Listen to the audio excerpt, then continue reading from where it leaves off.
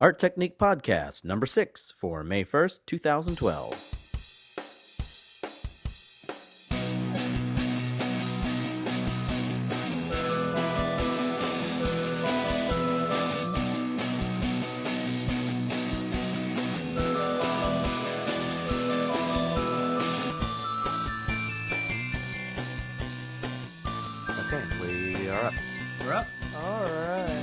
We should start by announcing a death in the family. Yeah. Aaron? Yeah, I just discovered that my little Aspire Acer 1 netbook that's helped me run my cabaret company that I wrote my Script Frenzy script on has, at the very least, lost its monitor as of this week. And it wouldn't boot up at all when I was at the coffee house, so I was hoping that if I came home and plugged it in, but I've just plugged it in, and the screen is definitely no longer functional. It's all crystal matrixy and very sad. And no one likes the Matrix. It was a good little Acer. You have two family members with visual problems. Yeah, I have my cross-eyed cat. Oh, I was talking about me with the eye thing this morning. Oh, okay. Yeah. I woke up this morning. Apparently you're not family. Oh, You are, but on Facebook, you're my brother. it's true. Yeah. But you were pointing at your eye like inward, so I thought you were indicating the cross-eyedness. Oh, I see. It was. This morning I woke up and my eye was swollen shut, and we don't know why. But fortunately, I woke up in a house filled with two pediatricians, and so they they diagnosed me and just said, it'll probably be better. Okay. Ha ha ha ha ha ha. We're laughing as we come back in You know we to the have take. A sound technical issue, issues. yeah. If we all laugh awkwardly. Yes. Yes. I did my best to keep going. Thank but you. Soldier on. His microphone was just gravity was It was winning. Winning. very, very hard. Yeah. But my eye's better now. And that's why Oh, I didn't think yeah. of you as having an optical problem. I was thinking of Tino, who isn't better yet. He's never going to be What's better. wrong with? Oh yeah, he's cross. Tino's He's cross-eyed. Yeah. He'll like leap at something and run into the wall. It's great. I'll do It's the same adorable. thing. I understand. So listener shout outs. I know Yeah. Ashley's been listening out in Hong Kong. Thank you so much, Yay. Ashley. We miss you. It's Yay! been fun vicariously watching your adventures teaching these little kids English over there. Yeah. I wonder if Katie is listening. Katie Brantley, she's out there too. Hey, Katie. And I know Mike's out there and Mm-hmm. Megan's out there, right? Mm-hmm. So we apparently have a large Hong Kong contingent. Oh, good. Well, that's nice. But we've got some new ones as well. Let's see. The Philippines, I know, is one. Okay, here are the countries. And by the way, if you are our listener in the Philippines, will you please email us or leave us a comment? Yeah. One of our four, apparently. 4 listeners. Let us know how you found us and if you're enjoying us. And Ladies and gentlemen, the That's list curious. is United States, Hong Kong, Philippines, Czech Republic, China, Canada, and Jamaica. Was that China, Canada, or China? China, comma, Canada. Yes. No, China, no. China, It was China, China, China, and then Canada. Okay. and then Canada. That's incredible. Do we Yeah, have a goal? Robin, is that you? Oh, do we have a goal? Like, are we aiming for 15 countries outside of the U.S.? Or I think 20? world domination. I know we should play like a game of Risk. Yes. Every As we can every infiltrate each country and watch it Yeah. grow out from the central point. get your shit together, Australia. I'll have to bleep that out now. Madagascar is the hard one to get if you're playing the Contagion game. Oh yeah. It's a little video viral simulation where you try and like infect the whole world and take everybody down with a virus. Madagascar will close their borders at the drop of a hat. Like one person sniffles anywhere in Africa, and Madagascar's borders are closed, and you can't get them. Cool. You know far more about Madagascar than I was expecting. Just this virtual Madagascar in this Contagion game. Oh, okay. I mean, Not the real one. I mean, all I know is they've got some talking animals there. Yeah? I mean, if the movies are true. of course. And all movies are true. Sure. that's I what see I've them all as learned. documentaries. Every movie is a documentary to me. Everything I know about physics I learned from Looney Tunes. That's true. Cool.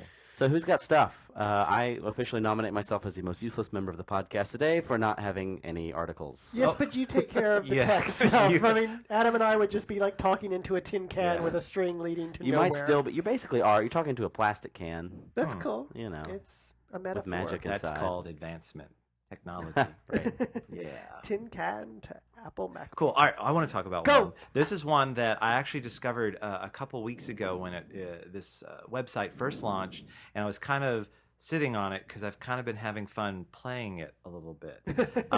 This is called The Random Adventures of Brandon Generator. Okay.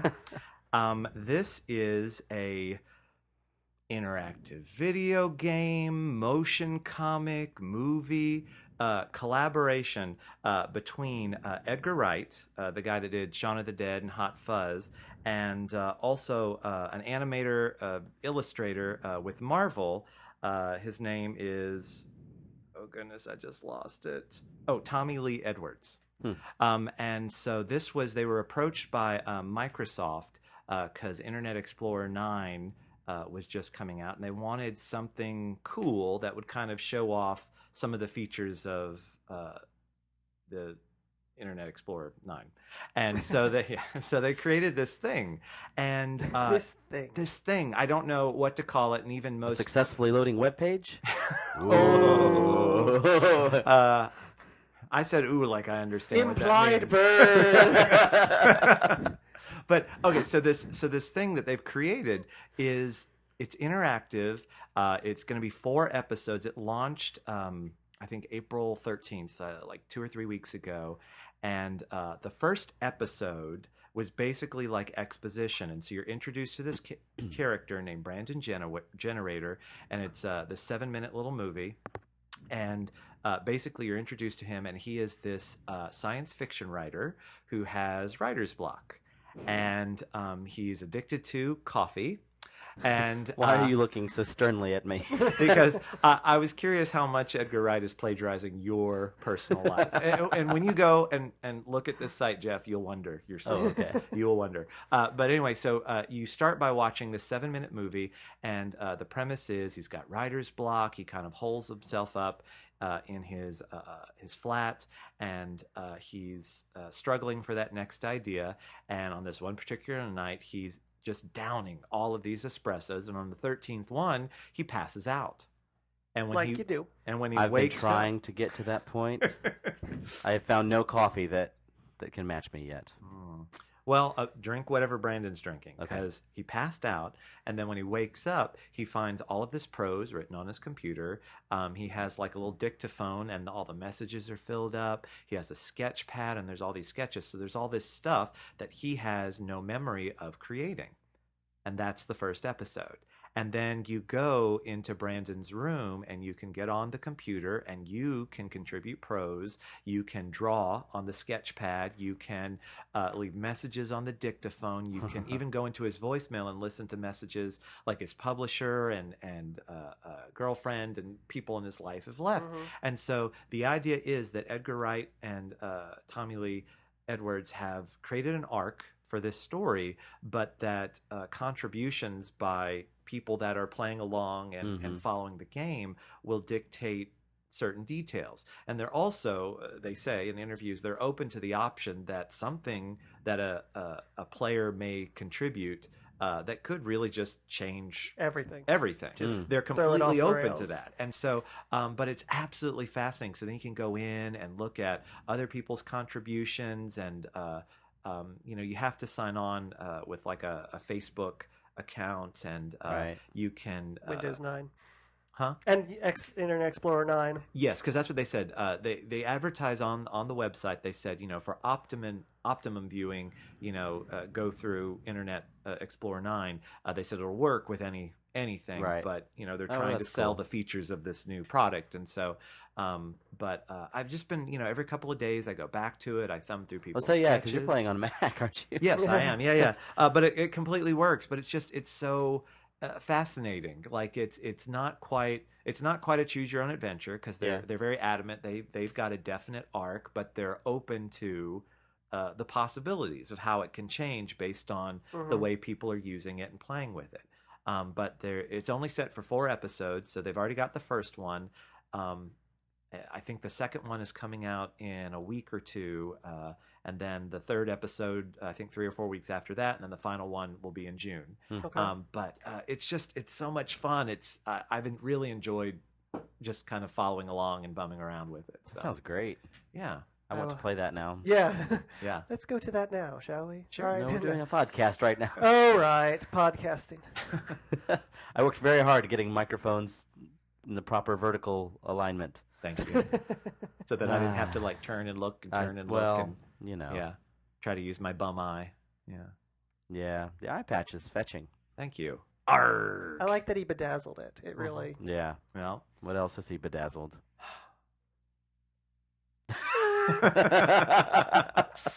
What were you pointing at, Aaron? Say Oh, it. visual Your gags. pants. Oh, yeah. I I see. bedazzled my pants. You did. But yeah, I'm very excited about this That's great. Brandon Generator thing because Yeah.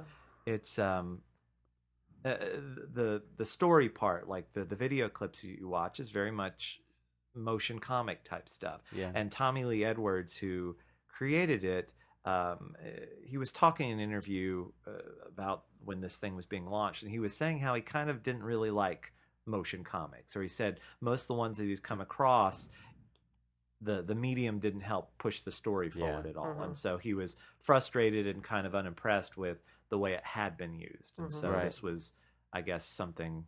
I'd like to see that then, because Yeah, if he's yeah. got a definite point of view about motion comics, I think that's great. And that is a thing. It's a lot of times with motion comics, it's almost like, well, why aren't you just doing them as an animated Yeah. show? I don't get why. Yeah, You know. and that was a lot of his push. Another one he pointed out was saying that, why bother using the word bubbles and all those things if you've got Right. the potential of audio? So he doesn't understand. I've not understood that either. I've seen motion comics with Yeah. word bubbles, and I've never gotten them. Like Or is it word bubbles and spoken yeah, dialogue? sometimes, Or is yeah, Okay. yeah. I could get it, I guess, if it were just the word bubbles, but Yeah, you could you use got sort of- music, so it's like, well, you can make sound, so Sure, but if you don't have a voice acting crew, you don't want to. yeah, I guess so. I mean, like if you were using speech dialogue bubbles instead Right. of a lot, you had your audio track, but you were using the characters. The way the words appeared. Like, do they come out? Does the whole bubble come out at once? Does each word appear sort of fading in? Mhm. You could use that as a visual element to make it, more motion comic. If we happen to have on hand Hmm. a variety of voices. I say just let the robots read it. I will go to the king of Broadway. That was almost. I loved Extra Normal, and then they started charging for like everything, and it Oh, faded really? immediately. Yeah. It started to become this thing, so they were like, "Let's market this," and so they Yeah. switched from like, you could have these sets and actors for free, and these sets and actors for a premium fee. They basically changed everything to a fee, and that's when everything, Oh. they were like showing up, and then they disappeared. Yeah. That's when. Yeah, is Extra Normal just gone now? It's still there, but I don't think anybody uses it as casually as they Yeah, used sure. to, because they have to pay now. And Yeah. That's a shame, because that's what I was telling you about it when you first showed it to me, and I guess when I started to become aware with all the YouTube videos people were putting out there, was I wanted to use it in like my script writing classes with the 5th and 6th graders, because it was something where they would still get the idea of dialogue back and forth, but then they're also getting to see it realized in this kind of quirky, fun way. But the problem we had at school was if you had to have a Facebook account, or even if you didn't, certain you aspects had to register in. yeah, certain aspects were difficult with the filters that we have at school, and so Oh, yeah. it was not practical, so I kind of abandoned it. But that would be a fun immediacy way to sort of say, here's your words being presented yeah, by two little pony bear dogs or whatever Yeah. those things were. Yeah, it's different hearing a script read than reading it yourself. Sure. really, Yes. So, speaking of the Extra Normal sort of paywall thing, I mean, lots of things are moving to paywalls and stuff, but You got to do it carefully. yeah, I mean, nothing. I mean, we're used to the internet, like we're used to everything being absolutely free for the most part, Sure. and now we're getting used to free and ad supported. But paywall seems to be that last like hurdle that maybe it's going well for some places, but for a lot of places, it's well, I'm going to go look somewhere else now. Like even the New York Times like app on the iPhone when it went partially paywall, I just ended up deleting the app ultimately because I could read basically the headlines or the front page, and I couldn't read anything else. It's like, well, I don't really want to pay for a subscription, so moving on. I'll go read blogs. On the other hand, like, I feel bad because I'm like, I should support the newspaper. Sure. Yeah. But I'm like, it's not. I'd feel more compelled if it were a local paper or Sure. something, I guess. Or but- even still a paper. I mean, Yeah, sure. the fact that Yeah. you're supporting the paper through a digital app takes away that immediacy of I need to preserve this medium because. Yeah. But yeah, that switch from what we expect for free and what we are willing to pay for is a difficult one, and it seems to me that the more you start free and change to a paywall, Yeah. the more risk you have in making that transition. Scott Adams, the guy that the Dilbert guy, he wrote a book called I think it's Stick to Drawing Comics, Monkey Brain. It is great. Okay, it's great. First off, I mean, a lot of it's basically taking blog entries that he had written and sort of culling the best of those and turning it into a book and editing it a little bit. But it's nice because they were originally blog entries, they feel very immediate and they're just short little anecdotes about his life, right? And he said he had this book. I want to say it's called God's Debris, but I don't want to misquote the title. Whatever it's Too called. late. Go on. Too late. He said I gave the book out for free, a digital copy, just to do it. He says the print version had sort of run its course. And he said, I gave it out for free with the hopes that people would buy the sequel. Mm-hmm. He says because despite all of my years of economics training telling me otherwise, people were insisting that giving things for free on the internet will help you sell more things. Uh-huh. And he that's not said true? when the sequel came out, everyone was asking him how they could get it for free, and he was like, "Well, If you give You me can't. $12, I will give it to you for free. yeah, right, basically, yeah." And so he said, the thing about music piracy and software piracy and movie piracy being like the thing that's supposed to inspire then commerce. The math on that is turning out to be the success rate's apparently not so high, and so he feels like his years of economic professional like training and study and stuff are like validated. He's like, yeah, see, people for some strange reason people prefer free and immediate to pay and wait. Well, I'm curious because last week when we were talking about the science fiction author that gave away a lot of his stuff and generated Sigler. Sigler, that generated a larger base, and then people started buying his stuff. Right. Do you think it was because the Dilbert guy was already established? I mean, it could be, but it certainly could be. I'm just curious why it would work successfully for one person in one area, and then not work in a somewhat related and similar area. I wonder if it's because Scott Adams was more of a direct sequel. Rather than Yeah, getting it could be. You gave me it's what you're saying. You gave me the first one for free. Therefore, the pattern is this the series next one is free. free. Whereas the Podiobook guy, I Yeah. forget his name, he wrote these things and they were isolated, and then he wrote this other thing that he was selling as a book. Okay, yeah, And I have nothing to back that up with except sure. Yeah, just interesting needs questions. facts? Yeah. this is the internet. We don't need facts. I'm trying to look up the book, but all my iPad wants to do is open up Foxtrot cartoons. That's I haven't read those in a long time. I hardly ever thumb through the Sunday funnies anymore. I listened to a whole podcast that Scott Sigler was on. It was on an episode of The Nerdist. It was great because we just had this discussion, and I'd forgotten that I heard of him before. And then he was talking about his book, I remember Nocturnal. you sent me I that texted you text. about it. Yeah. Yeah, and he was talking about Nocturnal. He was talking about a bunch of other stuff, and he was like, and basically the whole podcast was like, yeah, look how effing great I'm doing because I mean he was very nice about it, but like, Yeah, this sure. is great. Look, this is it all worked, and surprise, it worked. And he said, if you are an author and you're not self-publishing these days, you're a moron. Like, Yeah. there's no point anymore in going to the middleman because what do publishing houses look for? They look for, which is basically impossible anywhere, but a sure bet, Yeah. right? Someone who's got an audience who's going to earn them money. And you go out and you self-publish and you've got, revenue and figures and reputation suddenly, and they say, oh, great, so you're a safe bet. Okay, Yeah. would you like to sign on with us? And I think he even talked about like one deal he had where he was something like do you want to sign everything over to us? Like, no, the stuff I really busted my butt on, Yeah. no, I'll keep that I've worked so hard to establish. Yeah. But this new thing, let's do this new If you'd thing. like to preemptively buy this next. Yeah, exactly. piece Yeah, of- that's how he went. Well, because it's like when you're in the bookstore, granted, everything in there is a major publishing house as opposed to the Kindle store at Amazon, but.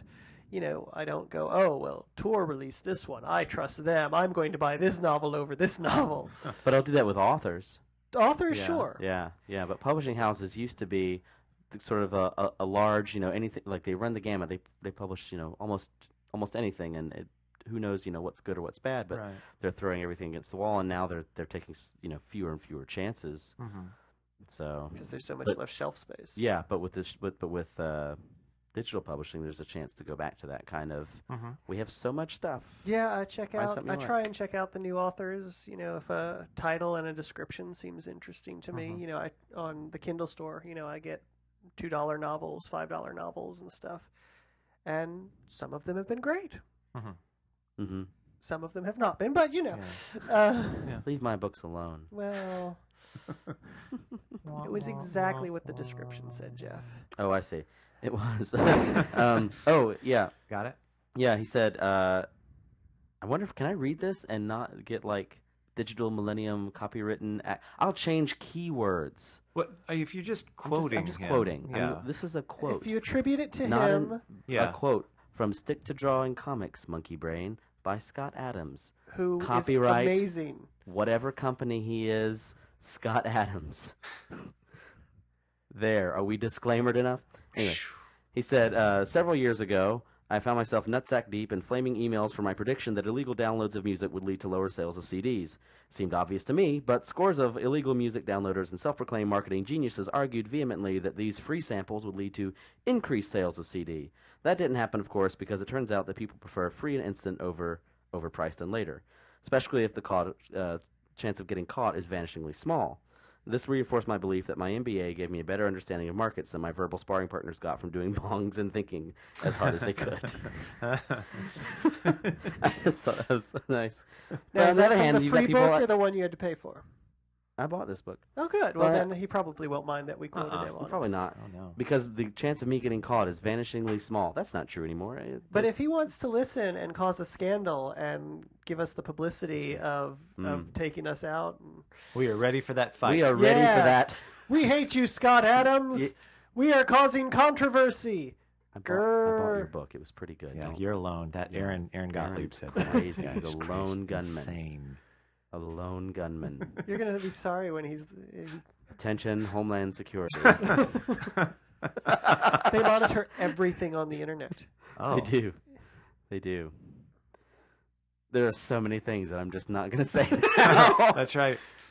Uh, yeah. But yeah, I mean, he saes that, and it cracks me up every time I read it. But on the other hand, you've got people like Sigler, and so it's like, I guess it's a matter of how you teach the audience about your content.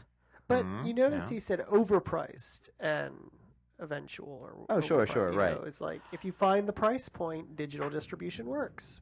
Who's been following the book price wars, the litigation and stuff? I haven't been, and I'm wondering Just if you. anyone Not me. Are Are you talking about like the difference between like an actual book and the digital copies? No, or... there's litigation going on. I think maybe they've finally settled. But basically, how Amazon says, the price of an ebook is this, and Barnes Noble's like it's this, and then Apple and iBooks is like, well, it's this, and are they all like co-conspiring, against each other, or I gotcha. are they artificially manipulating the price by declaring that if you publish with us, it has to be this price, or if you're HarperCollins and your book's coming to us, and we're gonna haggle you to get you for this percentage, and there's some weird like a pricing monopoly, kind of like the the argument for Walmart, like when they negotiate brands that are sold within stores and they kind of bully the distributor, kind of like that. right Yeah. yeah and there's the worry that Like that. they can't make any money. Oh. Like Amazon is possibly artificially deflating prices of ebooks, like $10 for an ebook is, it's a good price for us. It's like it's great, but it's not necessarily a good price for the people creating the content. Right. Even like $12, is a better price, but Amazon's, Amazon, what, they lose money every time they sell a Kindle Fire, right? They lose money on that hardware. They don't lose money when they sell the black and white Kindles, but it's not by much. But their whole thing is, we get you a Kindle. We don't really care how many of the books sell, because the whole point is to get you to have the device so that you are buying, and the books are the hook to get you to buy something so that you are then in our store so that we can sell you the TV we get a better markup on. Okay. Okay. You know what I mean? It's just to get you in the store so they can use the power of their algorithm to say, if you like this, buy this. On the other hand, Scott Sigler is saying Amazon is a great place to be, and it's been reasonably true for us because of that algorithm of, you buy a book and say, people who bought this book also bought this book. So, like, it and when works we end for up us. being the second book, it pays off for us. Yeah, right. Yeah, and I mean, it works for us, but on the other hand, have we, and it might be too late now, have we set the bar for ebooks saying this is how little they're always going to cost? And is that going to be sustainable for publishers and stuff in the long run? And if that's going to be the price, then how are they going to adjust? And what other businesses are they going to be in order to make that work? I don't know. Only time will tell.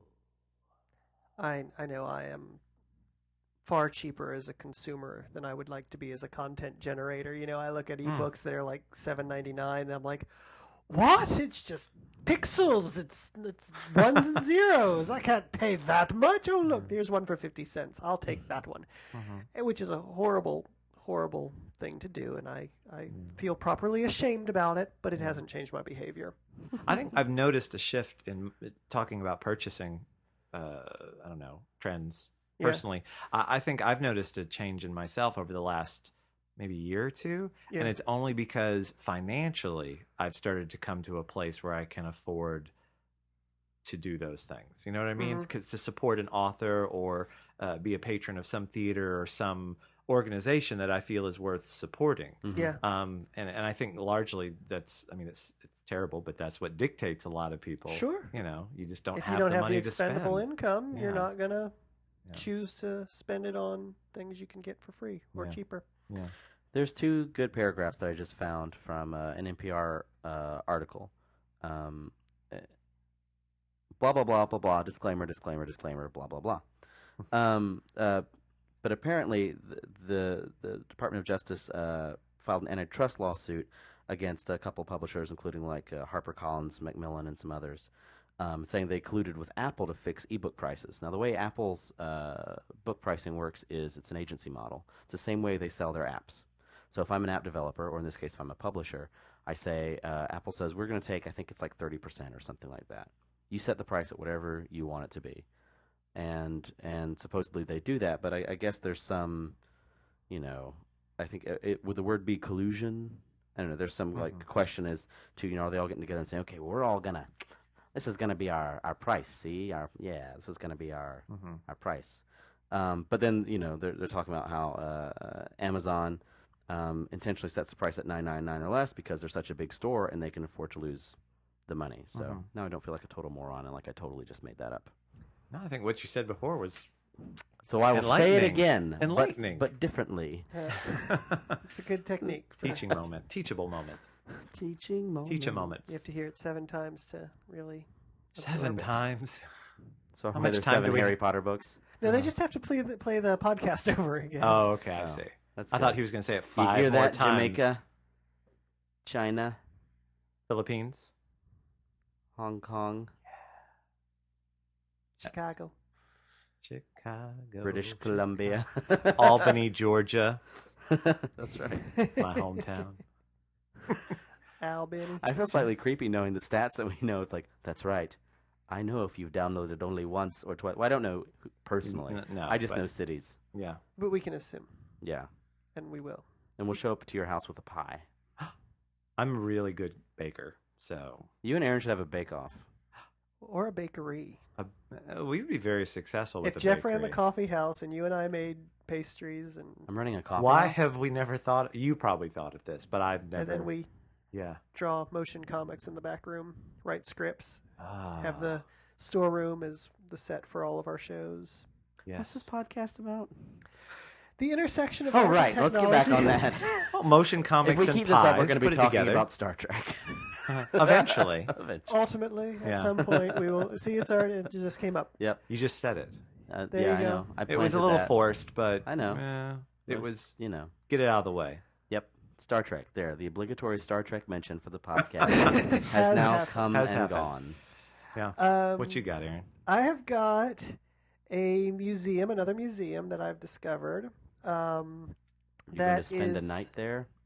Well, it's a Scooby-Doo codicil. You've got to spend the night in the museum. Whoa, if whoa! you What is want- that word you just used? Scooby-Doo. He was this Oh, cartoon dog yeah, from with the Scrappy and yeah. So if you spend the night in the museum, you get to keep it. No, Codicil sounds like a very inappropriate ointment. Ugh. okay. But no, it's a much more standard medium museum than the last one I talked about, which had the HD screens for all of the digital work. Oh yeah. But they have changed the system completely. They don't put any title placards by their work. They have palm displays that you sort of check out as you come into the museum, and it tracks your location, and it will tell you about the artwork you're facing, and it does it in much more detail than the little tiny card would by the painting. In addition to that, you can sort of pick which mode you want to listen to or to read about it in. This is in the Mona Museum, which is the Museum of Old and New Art, and it seems to have been created by this crazy rich guy who decided he wanted to do this, and so he's not really. And if he's dictated- listening, we have a donate button. Yeah, we do have a donate button. And you're not crazy for donating Well, he to says the podcast. he was a crazy rich guy until he spent millions of dollars opening this museum, and now he's a crazy poor guy. But he's this like expert gambler, mathematical gambler. He has this intricate series of computers that are constantly gambling for him, and slowly bringing in a trickle of constant gambling money, which is how he funds this whole thing. So he's not. Wow. He's not Like beholden. the Al Capone of the museum. But he's not beholden to like what the public wants, Sure. what the government wants. He can just have Do his what he museum wants. display what he wants. And he's developed this system. The O is the handheld system. And so you can get a very sort of the intellectual standard cultural discussion of the artwork, or his personal thoughts on the artwork, and it's just like him writing about each piece, or sort of a more casual approach to the intellectual side of it. And so you're not, when you're at the gallery and you're like 8 people are trying to read the same 3x5 note card next to the painting, and you're staring at the card instead of the work. So he's developed this system. But just like the Amazon algorithm, it's like, if you like this painting, turn to your left and go 50 feet, and there's this other painting that we think you'll enjoy. So it sort of creates a tour independently for every visitor. Yeah. But on the flip side of that, it is monitoring each museum goer. So they're getting an instant tally of, wow, they spend 50 minutes in this room and 30 seconds in this room. Eventually be like, hello, are you here on a date? Let me point out the most romantic pieces. Right, yeah. This one's very small. maybe, You'll yeah. have to cuddle in to look at it together. Or would maybe be the match up time. people that had similar trends and A paintings dating and service stuff. based on singles date. night at the That's- museum. That's very interesting. cool. Yeah. But he's like, a lot of museums would use this feature to like change the art out to what the public wants. Yeah. Screw the public. I'm going to use it just to get demographics on what That's smart. messages my work is getting out in Right. my display and how I'm creating You this might work. change the way that museums study their demographics then. Because, Mm-hmm. the companies that do want to change based on, Yeah. If you are beholden to your ticket yeah. buyers, And then you can get licensing money instead of just gambling money. yeah, get some legit income going on. That's right. But I've heard of museums that use like the barcode apps, where like on the title card it'll have a QR code and you can scan it for more information, or the Wikipedia of the artist or whatever. But this is the first one that I've seen, at least, that's like totally a digital live interface, Right. and it seemed very interesting to me that way. agree. That'd be so interesting. That's just the possibilities, like beyond the dating service. Which But is a brilliant one, though. thank you. But it also, like, because if you got his own personal take and his personal journey through the museum, then there's the potential of other people, uploading theirs, or you could almost make like interactive art. Sort of pieces that, I don't know, maybe you create some sort of personal narrative that could bounce off of several paintings or pieces throughout the How museum, it and connects for you, and then Yeah. let other people listen to it. that's very exciting. You I like can that. basically, it'll track your entire tour as you go through the museum, and then you can put in your email address, and it will send you what you like your tour with like snapshots of each of the photo or the paintings and things, so you can like sort of scrapbook each of your visits to the museum digitally, and it'll send you the files. So sort of like the Amazon playlists and things, where it's like you can make your own reading list of these are the books that I read at the summer at the beach, Oh, and okay. publish those, and other people can go, oh, that's very interesting. But you could do the same sort of thing with this museum exhibit, and so it sounds very interesting. I like that. Yeah. I think it's Australia. So I don't guess we're going to stop Australia, it. Do we have who Australia yet? Doesn't listen to the podcast. Not yet. Not yet. But if we can get... Very disappointed in you and wagging a finger at you, Australia. New Zealand, don't think you're safe either. Are you wagging your finger in a clockwise motion or counterclockwise? Whichever way their toilets flush, I don't remember. They're funny constellations. Coriolis jokes. Hobbit movies. Good stuff. Take that, Australia. You have been zinged by Art Technique. Not really. I mean, that was like kind of a lame thing. Implied Burn. Implied burn. They That's do the have a theme for the coral day. reef. Yeah, You from know. now on, the Today's Art episode will be Technique. titled Implied Burn. Excellent. Ugh, I had one of those. Maybe that's what the eye thing is. It's an implied I burn. have an implied burn. Like you should But get then there was burned. an You know what you should applied do ointment, is so it worked out. burn in the eye. That'd be awful. I Terrible. don't really want to talk about that anymore. Next time. Do you remember? Wait. Speaking of ointment in the eye. No. That when you said that made me think of. Do you remember? What was that Disney movie? No Deposit, No Return. No. Okay. Sorry. You're alone. All right. I don't need to. The basic premise was these two would-be kidnappers. One of them was, I think, Don Knotts. Almost surely. I'm trying to remember. I think it was Don Knotts is who I'm thinking of. If it isn't, dumpling we'll find gang. it later. But yeah. I think he had signed like a It's 20 like, no, movie I'll do a whole contract with bunch of Disney. these. And Yeah. Tim Conway. Yeah. Tim Conway, I don't think was in it. But I think it was. But they were safecrackers. They accidentally kidnap these two children. Like they sneak into the getaway car or something, and so they accidentally kidnap these two children of this wealthy man played by David Niven. And the two kids apparently are brats, so he doesn't really want them back. And so, Right. But at one point, I remember. I think it's Don Knotts. His character, they put Vaseline on his eyes because the boy wants to get away. He puts Vaseline on the eyes, but then also puts like pepper or something on it, so he can't open his eyes, or the peppered ointment will go into his eyes. And so he's basically trapped, held hostage by this little boy that they were originally, holding for ransom. It's Like just a great party game. yeah. Homeland Security just picked up another technique that was made. You're welcome. You're welcome.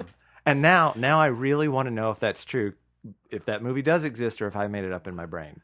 So If it does Do I need to not take out my magic exist, tablet? you need to post take yours out your will be magic made. tablet, and I want to know if Don Knotts was in it. You don't have to find out if that scene What's exists. it called? No deposit, return. no return. I think was the name of the movie. But the girl, Yeah, he's okay. Yeah. okay, the girl in it too was she played the older sister in Mary Poppins, and she was in Witch Mountain. Sure. Yeah. That era Classic Disney. Don Knotts face. You found that it? He's making. Yeah, it's David Thank you. Niven, Yes, Darren McGavin, Don that's Knotts, it. Darren McGavin plays the other Herschel safecracker. Bernardi, Barbara I Feldman. wouldn't recognize any of the other names. The rest, I don't know. Bob Hastings. See, earlier today I was trying to figure out this child novel I remember. It was about 5 dogs. Each one had a special. It was like the X-Men team of dogs. Each one had a special skill. And the only detail I can remember close enough is that the bad dog's name was Brutus, that they had to get in trouble in court. And the dog who could spell, he had a set of like alphabet blocks, and he could spell out words. You told me this. And he couldn't spell out Brutus in court because he only had one U. And the big resolution was that they gave him a second U and he could spell Brutus. And then, but I was like, I cannot come up. And I was putting in search terms: 5 amazing dogs, Brutus, child's novel, Brutus, dogs. So if any of you remember a novel, A plea to the community. if anybody Australia, this remembers- could earn you points. if you start listening and you tell me this novel, Australia, you'll be back in our good favor. My favorite part was today when you were telling me about it. We were like, he couldn't name the bully dog, Brutus, because he couldn't spell out the dog's name. And so they didn't have a proper identification for a conviction. Yes. That's what you said exactly. They needed that The other dog, no, you. seriously, the dog was testifying. Yeah. The dog was in the witness stand, and they asked him who bit the kid or whatever, Yeah. and he pulled out his blocks and spelled out Brute. But that's as far as he Yeah. could get. And I remember this being a very He important. couldn't leave a blank space and put an S. Apparently not. No. He was a dog, Jeff. Yeah. He's a pretty Declare- talented dog. Come on. Declare not guilty by lack of proper evidence. And yeah. I think it was Throw out the Mr. case. Somebody's Amazing Dogs or Yeah. Mr. Somebody's. I'm intrigued to see this story now, too. Yeah. So I hope it comes about. So, X-Men. Yes. That spins into my my next Sweet. story. It's almost like we planned this out ahead of time. Almost. Go ahead. Almost like it's scripted. I came across an article by Tom Hiddleston, who plays Loki Okay. in Thor Oh. and in the upcoming Avengers movie. And it was a little op-ed piece he did for The Guardian. Thank you for the excuse to tag the Avengers movie. Yeah, see, there we go. I'm topical. That's good. And so an op-ed piece he wrote about superhero movies in general and sort of some snobbery that he's heard that goes along with being in it. Because, typically a lot of the villains and heroes, the villains particularly, are played by a lot of well-known British actors at this Sure. point. They get, very big, classically trained people, typically classically trained actors Well, to you've got to have play an anchor to be that big and exaggerated. Right. And that's, and again, so when I stumbled across the article, I thought his defense of superhero movies was going to be, movies are kind of the ultimate platform for superhero movies because you can be, for superhero ideas, because you can be big, you've got the special effects and all that. But no, that's not what the article is about. He starts with a story about Christopher Reeve, how he heard stories that when Christopher Reeve first got offered the part of Superman, and that was considered sort of the beginning of modern day superheroes on film, that he was largely derided because Christopher Reeve graduated from Juilliard, and so all the friends that he graduated with kind of made fun of him and looked down on, you're playing this comic book character in a movie, and kind of looked down on it. And Tom Hiddleston talks about how when he was a kid, it was like, that's all he wanted to be. Like the Superman movie came out when he was like 6 or 7 years old. Yeah. And so he remembers, jumping into a pool wasn't jumping into a pool. It was flying like Superman and the water caught you. And then he became Aquaman very Then quickly. he became Aquaman. Yeah. But he just goes on about this No wonderful. one stays Aquaman. I was going to say, which is Not a bit even of a demotion, Aquaman. I will admit, but Yeah, and so it's just this wonderful sort of defense of, modern day superhero films kind of being our own sort of modern mythology. Because I don't want to say, back they had the Certainly mythology an American of the gods. mythology. If Tolkien is the British mythology, because they didn't have one, I would say Yeah. superheroes are absolutely the American mythology, because we don't have one which Right. really much of either. it was very difficult. I mean, when the nation forms around people rather than a location, then you don't have that shared heritage. Right. Washington Irving created an original American mythology. With yeah. Sleepy Hollow and Rip Van Winkle, which both had sort of spiritual and ghostly and deity figures in it. Sure, I mean, and the others like John Henry and The Tall the Tale guy with set. the axe and all that kind of stuff. Yeah. Sure, yeah, and the Native Americans, well, we, win. America. Sorry about that. Sorry about guys. that. We would like to officially apologize on behalf of the United States of America Well, to the native population. my people weren't here yet, so I had nothing to do with that. Well, that's good. You're not Dutch, are you? I don't know what I am. If you're There's a lot of possibilities. I hope you're not Dutch. F the Dutch. Oh, really? Yeah. until they start listening, and then And then the Dutch are awesome. But right now, God. F the Dutch. Moving on. All right. But Yeah. one last detail. He, very interestingly, to make it a mythology rather than just stories he was creating about the new country, is he wrote about finding the writing of Diedrich Knickerbocker, who supposedly collected it from other people. So he gave it 2 generations backwards into a country that didn't exist. You know, because he was writing right as everything was taking shape. But he gave it this false history so that we would have sort of this communal mythology That's for the cool. Americas, as opposed to the Tall Tales, which just sort of happened almost in real time and then started getting passed around. Yeah. He gave it this artificial history. But the superheroes become those godlike figures that we all can associate with. And that's what he was largely making the point of, is the association that, you know, typically all these heroes and villains are all portrayed as having some sort of flaw or frailty, which are all just, you know, exemplified things that we as humans go through: anger, fear, loneliness, whatever. And over the course of these movies, you watch them work through it, sometimes successfully, sometimes in the case of a villain or hero, it destroys them. Or if you read Save the Cat by Blake Snyder, I believe, he talks about the superhero story, and sometimes they say the superhero story is someone whose talents and abilities are so far beyond other people that it's fundamentally a story of why am I alone? I am you know, it's like you could think of non-traditional, like A Beautiful Mind, you could call perhaps a superhero story, because it's the guy is so different that fundamentally it's about why am I alone. Anyway, if I can bring your X-Men or your Avengers thing back to Star Trek for a moment, and then I can explain my Swedish. Yeah, I know. I think I know my where you're going. Dutch comment. Yeah. It's like when, for anyone who's seen The Captains, that documentary that Shatner did.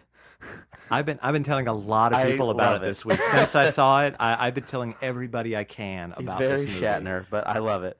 It's when Patrick Stewart says, when he got the role of Captain Picard, and people, you know, and he did RSC and he did all this amazing stuff, and they're saying, you know, aren't you just slumming it like a little bit? And he said, you know, he put so much into that role, and he says he didn't think of it that way at all. And I think that's a large part of why that show is successful. You know, that stuff can go to camp so quickly if you don't take it very seriously, full of commitment, at least.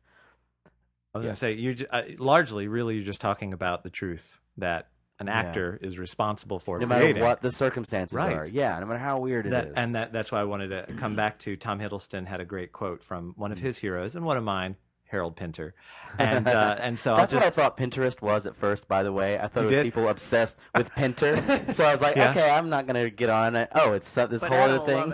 Right. Well, I think that's largely why I've never really gotten on Pinterest, because I think there was a momentary flash where I had that same idea. I was like, and then it wasn't that, and so I didn't care to explore it. You could make a Pinterest board. I'm sure that would be very meta.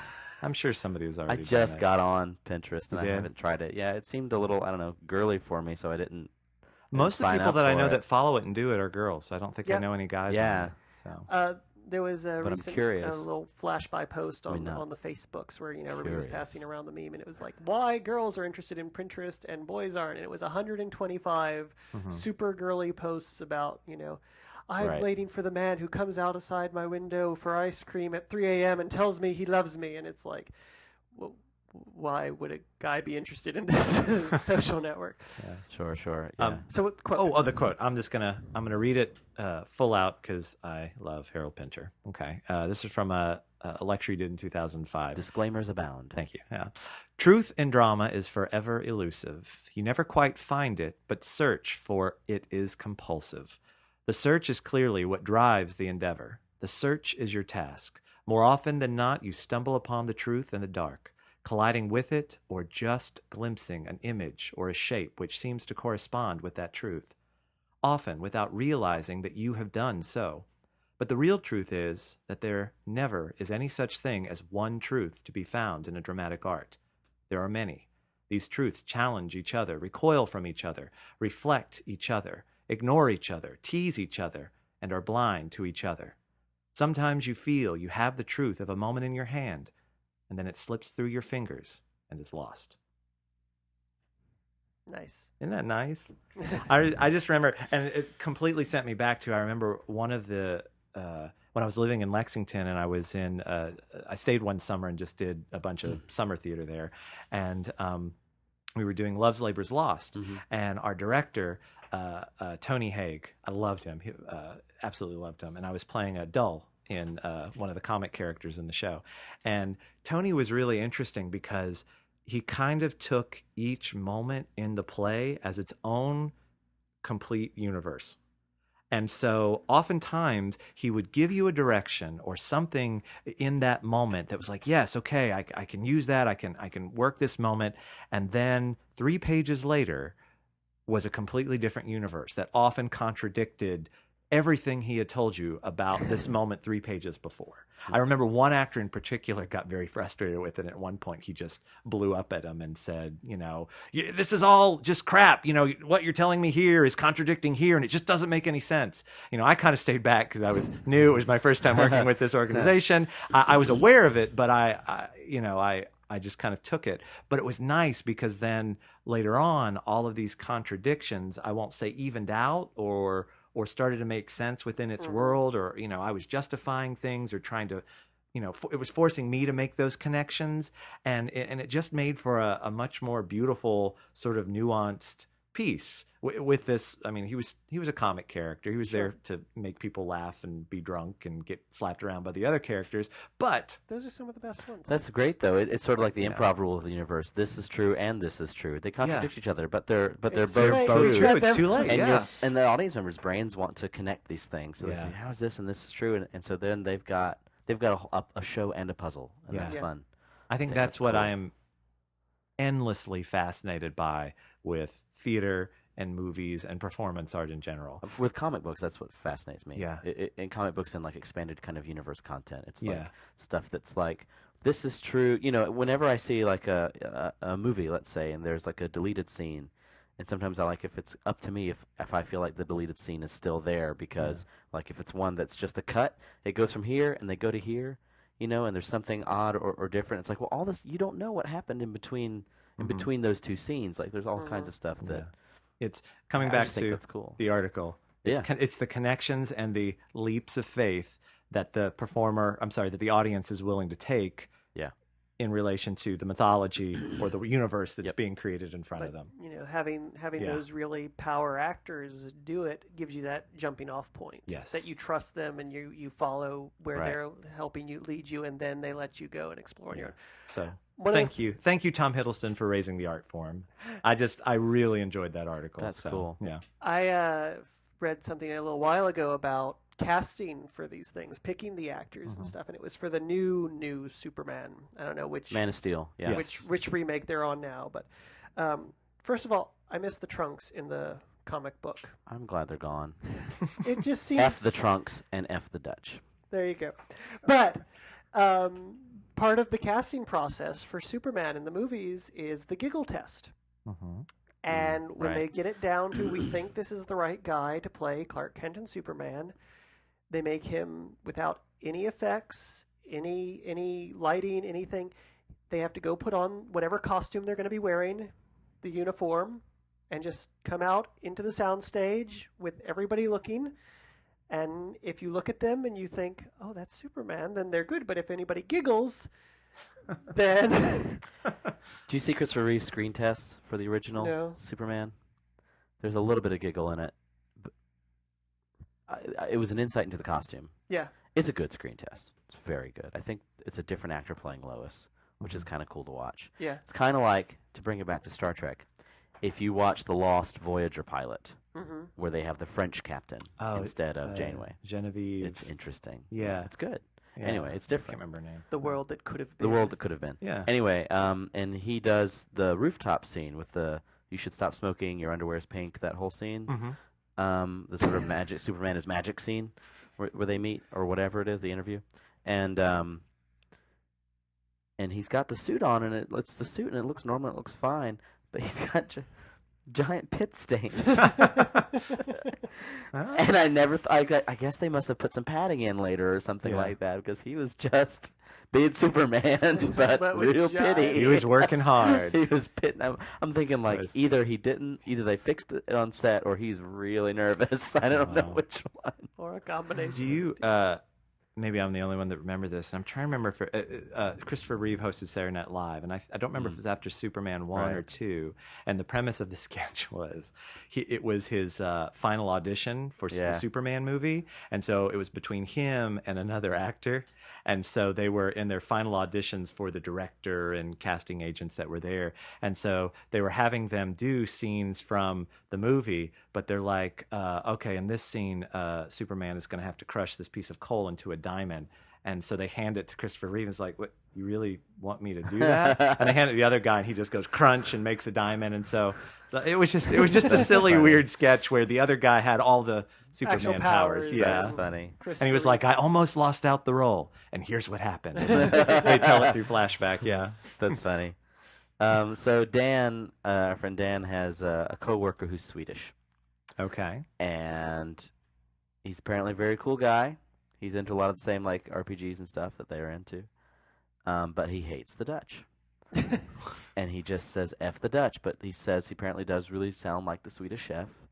So it's, Oh, and he owns it. He's like, Yeah. sure, I get it. I don't mind that at all. But F the Dutch. now I really want to be Let's become- part Dutch and find out. Because, I really have no I'm clue. ancestrally Dutch Oh. somewhere. Ancestral? Or And ancestral? I see the trap you're laying. I know. Oh. Come closer to me. We should probably start now that now that we've mentioned Star Trek several times and the Dutch. We should probably start wrapping up. Yeah. This is We- coming We've out. I think satisfied tomorrow. our 2 requirements. Yeah, this is coming If out. I think once- tomorrow. So your show will still be running when this One more comes out. weekend, Why I've got- don't you Oh, plug yeah. it? Monday night, the 30th, which is tomorrow. We have an industry night. Pay what you can. Actually, roll the dice, pay the price. Where? At Onstage Atlanta by the Process Theater Company. And all proceeds tomorrow are going to help our castmate who went into the hospital 2 days before we opened. And so we've been doing Pass the Hats after every show, and all of our industry night money is going to her. That's fantastic. And then next Friday and Saturday, the 4th and 5th of May, we will also be playing. Tickets are available at onstageatlanta.com. The show is Anti-Mame. Mame. And later you're doing a cool show called. Bat Hamlet over the And summer. we'll tell you more about that later. That'll Sure. be pretty cool. Speaking of the myth of Adam, superheroes. do you have anything? Nothing. I start my master's this summer. I'm excited about Yes. that. And I think the only performance thing I've got is I am choreographing a sword fight with some of my kids for a concert Thursday night. That's awesome. Our school, our band is playing a piece from Pirates of the Caribbean, and so they wanted something to kind of punch it up a little bit, and so I said, hey, why don't we have some Kids with kids weapons. sword fighting? So Yeah. I'm going to choreograph that on Tuesday, and then they'll perform on Thursday. That'd be cool. Yeah. And tonight we're going to a Tom Petty concert Yes. with Regina Spektor. With Regina Spektor. I Going to cannot be wait. awesome. She's at the concert. They're not going with Regina Spektor to the Tom Petty. Why No. you gotta bring me down like that? Are you Dutch? Yes. I hate you. Okay, I think we should sign off. All Okay. right. I guess till next week, everybody. I'm Jeff, and I hate the Dutch. I'm Aaron, and I am calling Scott Adams out. I am Adam Montag, and this Tom Petty concert is a realization of a 20-year journey. Yes. See you next week. Yes.